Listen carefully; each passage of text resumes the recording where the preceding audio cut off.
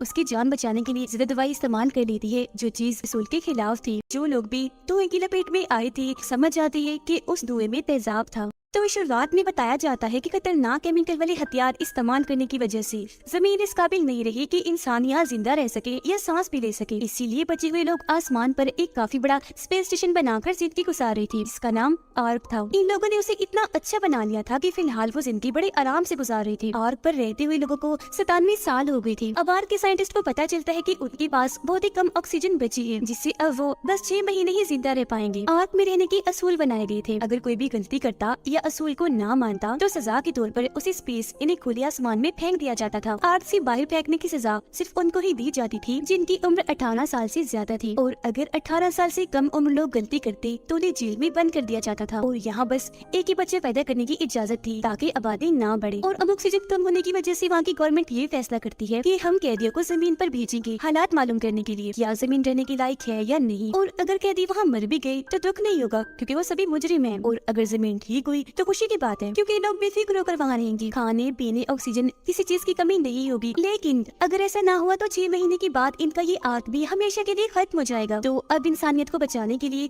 कैदियों को जमीन पर भेजने के लिए सब मान जाते हैं। सभी कैदियों के हाथ पर एक ब्रेसलेट पहना दिया जाता है ताकि आर्क के लोग देख सके कि वो कब तक जिंदा रह पाते हैं और नजर भी रख सके। इनके स्पेसशिप में रेडियो भी लगा दिया जाता है इनसे राब्ता करने के लिए, और बस इसी के साथ जमीन की तरफ इन्हें भेज दिया जाता है। आर्क में हर किसी अमीर गरीब छोटी बड़े के साथ एक जैसे ही सलूक किया जाता था। सजा हर किसी को मिलेगी चाहे मुजरिम कोई भी हो, क्योंकि कैदियों में आर्क के हेड का बेटा और यहाँ की सबसे काबिल डॉक्टर की बेटी क्लार्क भी शामिल थी। क्लार्क के डैड को भी स्पेस में फेंक दिया गया था जो एक साइंटिस्ट थे। उन्हें सबसे पहले पता चला था कि आर्क के लोगों के पास टाइम कम है, ऑक्सीजन खत्म होने से पहले उन लोगों को स्पेस में फेंक देना चाहिए जो अपनी जिंदगी से तंग है, और ये बात सबको पता होनी चाहिए। पर आर्क की गवर्नमेंट ने उनकी बात नहीं मानी, ये बात खुफिया रखी ताकि लोग परेशान न हो जाएं। पर जब क्लार्क के डैड ने इस बात को मानने से इनकार किया तो उन्हें स्पेस में फेंक दिया गया। कैदियों के स्पेसशिप की स्क्रीन पर आर्क का हेड आकर बताता है कि जमीन पर पहुंचते ही आर्मी कैंप में चले जाना क्योंकि वहाँ तुम बच सकती हो। सब उसकी बात को गौर से सुनते तो है पर सीरियस नहीं लेते क्योंकि कोई भी हेड को पसंद नहीं करता था उसकी सख्त असूलों की वजह से। तभी एक लड़का जो क्लार्क का साथी था अपनी बेल्ट खोलकर हवा में उड़ने लगता है। क्लार्क उसे ऐसा करने से मना कर रही थी पर वो नहीं सुनता। उसे देखकर दो और कैदी ऐसे करते हैं, पर जैसे स्पेसशिप थोड़ा मुड़ी टकराने से वो काफी बुरी तरह गिरे और उनकी मौत हो गई,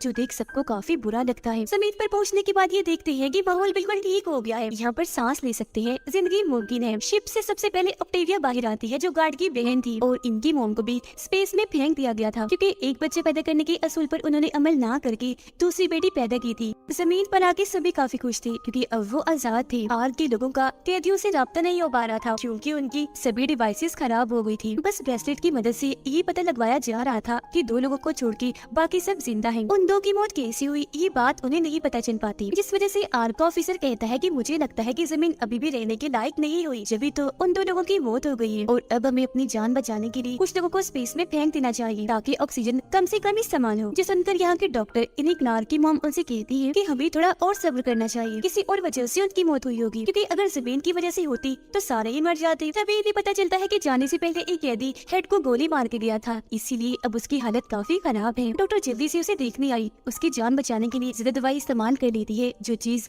आर्क के असूल के खिलाफ थी। तो सजा के लिए उसे भी कैद कर लिया गया और स्पेस में फेंकने का फैसला किया जाता है। पर अगले दिन जब उसे सजा दी जाने लगी तो हेड उसकी जान बचाने के लिए वहाँ आ गया। कहता है कि ऐसा मत करो क्योंकि अगर आपने ऐसा किया तो हम अपने काबिल डॉक्टर को खो देंगे। इस बात को लेकर उनकी बहस तो हुई पर डॉक्टर की सजा माफ कर दी जाती है। उधर क्लार्क और हेड का बेटा मिलकर नक्शा देख रहे थे आर्मी कैंप को ढूंढने के लिए, पर क्लार्क उससे ज्यादा बात नहीं करती। अब ये दोनों सबको मिलकर आर्मी कैंप ढूंढने का बोलते हैं, पर ऑक्टेविया का भाई यानी गार्ड ऐसा करने से मना कर देता है कि नहीं, हम ऐसे खुश हैं और हम आर्क के लोगों से राब्ता भी नहीं करेंगे क्योंकि वहाँ उन्होंने हमें कैदी बना के रखा, बुरा सलूक किया, और अगर वो भी जमीन पर आ गए तो जीना हराम कर देंगे हमारा। लेकिन हेड का बेटा समझाता है कि जिद मत करो, कैंप ढूंढना जरूरी है। अब उन लोगों को नदी पार करके दूसरी साइड जाना था पेड़ की लब्बे टहने के जरिए। सबसे पहले ये काम क्लार्क का दोस्त करता है। दूसरी साइड पहुंचते ही उसे एक बोट मिलता है जो उठाकर वो काफी खुश हो गया क्योंकि आर्मी कैंप आसपास ही था। इससे पहले वो लोग कुछ करते क्लार्क के दोस्त पर हमला हो गया। किसी ने उसे मारने की कोशिश की जो देख सभी घबरा गए। उन्हें कुछ समझ नहीं आते कि हमला किसने किया होगा। उधर गार्ड अपने कैदी साथियों को कहता है कि इस ब्रेसलेट के जरिए आर्क के लोग हम पर नजर रख रहे हैं। पता चलने पर कि जमीन के हालात ठीक है वो यहाँ आकर दोबारा हमें कैद कर देंगे, इसीलिए फौरन उतार कर रख दो इस ब्रेसलेट को, ताकि आर्क पर सबको यही लगे कि कैदी मर गई है, जमीन ठीक नहीं हुई। सब उसकी बात मान लेती है क्योंकि वो पहले जैसी कैदियों वाली जिंदगी नहीं चाहते थे। अपने अपने ब्रेसलेट उतार कर उन्हें तबाह कर देते हैं और सच में आर्क वालों को यही लगता है कि सब मर गए। तो सीरियस की मीटिंग में फैसला किया जाता है कि तकरीबन 209 लोगों को स्पेस में फेंक दिया जाए ऑक्सीजन बचाने के लिए, ताकि बाकी बच सके। जो सुनकर डॉक्टर ऐसा करने से मना करके कोई और रास्ता खोजने का कहती है। 10 दिन का टाइम मांगती है, लेकिन उसे बताया गया कि इतना टाइम नहीं है, अगर अभी कोई फैसला ना किया तो फिर 320 लोगों को स्पेस में फेंकना होगा। लेकिन फिर भी वो हिम्मत नहीं हारती। मीटिंग खत्म होने के बाद वो एक मैकेनिक से मिलती है। खुफिया तौर पर एक स्पेसशिप ठीक करने का बोल रही थी, ताकि वो खुद जमीन पर जाए और वहाँ से राब्ता करके आर के लोगों को वहाँ के माहौल का बता सके। जो सुनकर मैकेनिक भी उसके साथ जमीन पर जाने का फैसला करती है। क्लार्क सबको बताती है कि हमारे एक साथी पर हमला हुआ है, वो जख्मी है, और क्लार्क समेत सब लोग अपने जख्मी साथी को लेने जाती है, पर वहाँ कोई नहीं था। खून के निशानों को देखते हुए जब वो आगे बढ़ती है तो उन्हें अपना साथी मिल तो जाता है, पर पेड़ से लटका हुआ काफी बुरी हालत में। क्लार्क उसकी मदद करने के लिए जैसे ही आगे आई, एक बड़े से गड्ढे में गिर जाती है, जो एक तरह का ट्रैप जाल था, जिससे सब लोग समझ गए कि यहाँ कोई तो है जो इंसानों को पकड़ के खत्म करना चाहता है। क्लार्क को जैसे बाहर निकाला, वहाँ एक जानवर आकर उन पर हमला कर देता है, लेकिन तभी हेड का बेटा उसे गोली मारकर जान से मार गिराता है। जख्मी साथी को फिर नीचे उतारकर ये अपने साथ ले जाती है। क्लार्क देखती है कि एक पौधे की दवाई बनाकर किसी ने उसे लगाई और ठीक करने की कोशिश की है, तो अब वो भी अपने साथियों के साथ मिलकर वो पौधा लेने जाती है, ताकि जल्द से जल्द जख्मी साथी को ठीक किया जा सके। पौधा उसे मिल तो गया, पर तभी अचानक इन्हें भयानक आवाज आने लगती है। साथ ही काफी बड़ा पीले रंग की धुएं का तूफान आ जाता है, जिसे देखकर सारे ही लोग काफी डर गए। अपनी जान बचाने के लिए वहाँ खड़ी पुरानी सी गाड़ी में चढ़ जाते हैं, पर जगह कम थी, तो बाकी के लोग इधर उधर भागे छुपने के लिए, लेकिन लपेट में आ ही जाते हैं। फिर सब कुछ नॉर्मल होने के बाद क्लार्क अपने साथियों के साथ बाहर आती है और देखती है कि जो लोग भी धुएं की लपेट में आए थे, समझ जाती है कि उस धुएं में तेजाब था। क्लार्क भी अपना ब्रेसलेट उतार देती है, ताकि उसकी मॉम को लगे कि वो मर गई है। और जब ये चीज स्क्रीन पर डॉक्टर दिखती है, काफी परेशान रह गई। मैकेनिक को जल्द से जल्द स्पेसशिप ठीक करने का कहती है, लेकिन उनकी ये बातचीत एक औरत ने सुन ली और जाकर आर की गवर्नमेंट को बता दिया। इस वजह से वो लोग आकर डॉक्टर को पकड़ लेती है। तब मैकेनिक उसे अकेला ही छोड़कर जमीन की तरफ चली जाती है, क्योंकि उन्होंने फैसला किया था कि इमरजेंसी की सूरत में मैकेनिक अकेले ही जमीन पर जाने के लिए निकल जाएगी और वहाँ पहुंचकर सारी सूरत हाल के बारे में डॉक्टर को बताए। क्लार्क अपने साथियों के साथ मिलकर जख्मी साथी का इलाज करती है, वो ठीक होने लगता है। हेड का बेटा जब बाहर अकेला बैठा था तो एक लड़की आकर उसे मार देती है, क्योंकि वो उसे अपने मोम डैड का बदला लेना चाहती थी। वो लड़की सच बता ही देती है कि मैंने मारा है उसे। गार्ड का साथी लड़की को मारना चाह रहा था, पर गार्ड उसकी जान बचा लेता है, क्योंकि वो काफी छोटी थी, पर बाद में वो लड़की खुद ही अपनी जान ले लेती है। क्लार्क और फिन एक दूसरे को पसंद करने लगते हैं। रात को जब वो आसमान पर तारे देख रही थी, तो वहाँ स्पेसशिप भी देख लेती है, जिसमें वो मैकेनिक आ रही थी। तब इधर क्लार्क और फिन भी आ जाती है। फिन को जैसे ही मैकेनिक देखती है, गले से लग गई, क्योंकि वो ही उसका दोस्त था जिसके लिए वो जमीन पर आई थी। जो देखकर क्लार्क उदास हो जाती है, क्योंकि वो फिन को प्यार करने लगी थी। अगले दिन गार्ड सबसे छुपकर स्पेसशिप देखने आता है और उसका रेडियो काट कर पानी में फेंक देता है, ताकि कोई भी आर्क से राब्ता ना कर सके। अब मैकेनिक उन्हें बताती है कि आर्क के लोगों को अगर ये बात नहीं बताई गई कि जमीन का माहौल ठीक हो गया है, तो वहाँ की गवर्नमेंट 320 लोगों को मार देगी। तो अभी लोग शिप की तरफ भागने लगते हैं, ताकि आर्क के लोगों को खबर कर सके। पर जब रेडियो को गायब पाती है तो काफी घबरा गई, हर जगह ढूंढने लगती है। क्लार्क और मैकेनिक जब गार्ड को यहाँ देखती है तो समझ गई कि ये हरकत इसी की है। मैकेनिक उसे धमकाती है, जिस पर वो सच बता ही देता है कि हाँ, रेडियो मैंने ही निकाला है और मैंने ऐसा इसलिए किया क्योंकि जमीन पर आने से पहले मैंने हेड को गोली मारी थी, जिस बात से मुझे डर था कि अगर वो लोग जमीन पर आ गए तो मेरी मौत पक्की है। मैकेनिक उसे बताती है कि हेड को तो डॉक्टर ने बचा लिया था और अब तुम बता दोगे कहाँ है रेडियो। गार्ड को जब तसल्ली हुई कि मैं बिल्कुल सेफ हूँ तो वो बता देता है, पर जब वो रेडियो को बाहर निकालती है तो पानी की वजह से वो खराब हो गया था। तब मैकेनिक रेडियो और कुछ और लोगों के साथ कैंप में आ गई और टाइम जाया ना करते हुए रेडियो को ठीक करने में लग जाती है।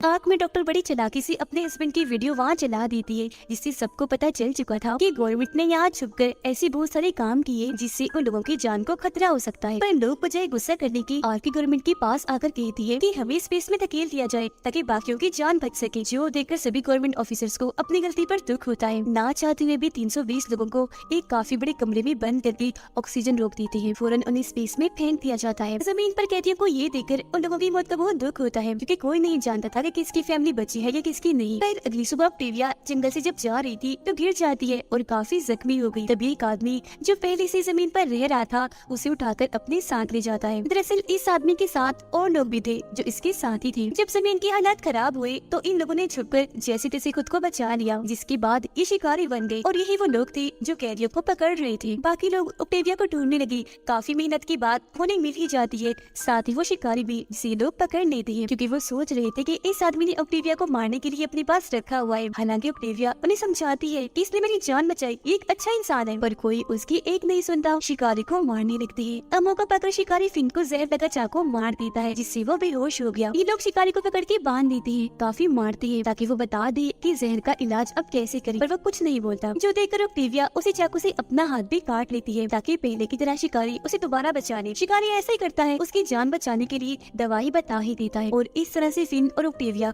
दोनों की ही जान बचा ली जाती है। मैकेनिक ने रेडियो ठीक कर लिया और आर के लोगों को खबर भी कर दी कि जमीन रहने की काबिल हो गई है, जो सुनकर आर के सभी लोग काफी खुश हो जाते हैं। पर आर पे अब एक नया मसला खड़ा हो जाता है और वो ये कि जमीन पर बस 1500 लोग ही जा सकते थे, क्योंकि शिप्स बहुत ही कम थी, जबकि आर्क में तो 2500 से ज्यादा लोग थे। हेड को कुछ समझ नहीं आती कि क्या किया जाए, लेकिन तभी आर्क की पुरानी हेड बड़ी चालाकी से अपने साथियों के साथ मिलकर आर्क की सभी स्पेसशिप्स को चुरा लेती है। हेड और उसके लोगों को वहीं पर बंद करके अपने साथियों के साथ जमीन के लिए रवाना हो जाती है। पर ऐसा करने से वहाँ धमाके होने लगी, स्पेसशिप्स की मशीन्स खराब भी हो गई, लेकिन कोई भी मसला ठीक करने वाला नहीं था, तो पुरानी हेड के साथियों की मौत हो जाती है। आर्क के लोगों के पास कोई रास्ता नहीं था, तो वो प्लान बनाते हैं कि हम आर्क को शिप बना के जमीन के लिए रवाना होंगे, क्योंकि अगर वो यहाँ रुकी तब भी, और अगर आर्क को शिप ना बना सके तब भी उनकी मौत पक्की है। लेकिन फिर भी रिस्क लेने का फैसला करते हैं। फिन क्लार्क को मनाता है, पर वो नाराज थी। मैकेनिक भी फिन से अपना रिश्ता बना के रखने की कोशिश करती है और अब ऑक्टेविया और शिकारी भी एक दूसरे को पसंद करने लगे थे। मौका देकर वो उसे आजाद कर देती है, लेकिन फिन उन्हें देख चुका था।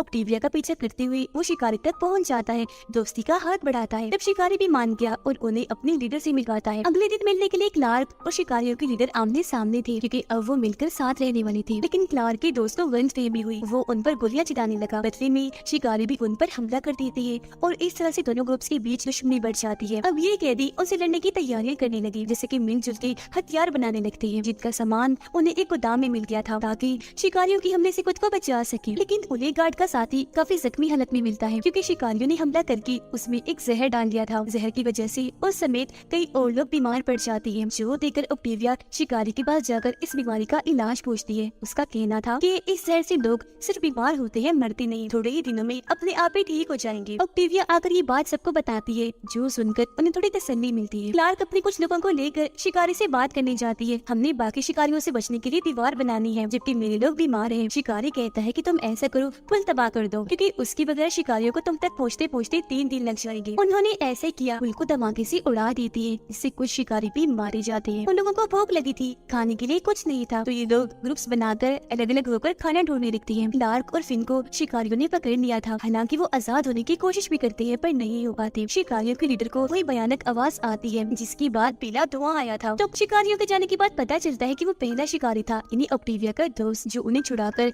वापस कैंप में लाने लगता है। रास्ते में वो एक केव गार्ड से गुजरते हैं, जहाँ पर अजीब तरह के लोगों का एक और ग्रुप था। शिकारी उन्हें बताता है कि ये आदमखोर है, इंसानों का शिकार करते हैं, इन्हें क्रीपर्स कहा जाता है, तो इसीलिए हमारी इनके साथ दुश्मनी है। और अभी लोग वापस कैंप तक आ गई थी। मैकेनिक की हालत काफी खराब थी। उसे याद आता है कि बेसमेंट में एक काफी बड़ी तेल की टंकी है, जिसके जरिए वो काफी बड़ा धमाका कर सकते हैं। और अभी लोग रिमोट बनाने में लग जाते हैं ताकि यहाँ से दूर जाकर ये धमाका कर सके। कुछ लोग बाहर निकलना नहीं चाह रहे थे, पर क्लार्क उन्हें समझाती है कि जल्द निकलना होगा, वरना शिकारी आकर हमें मार देंगे। सब जैसे वहाँ से निकलते हैं कि तभी शिकारी वहाँ आकर इन पर हमला कर देते हैं, जिससे यहाँ काफी बड़ी लड़ाई छिड़ जाती है। लेकिन इसमें कैदी हारने लगते हैं। अपने लोगों को हारता हुआ देखकर फिन यहाँ क्रीपर्स को ले आता है।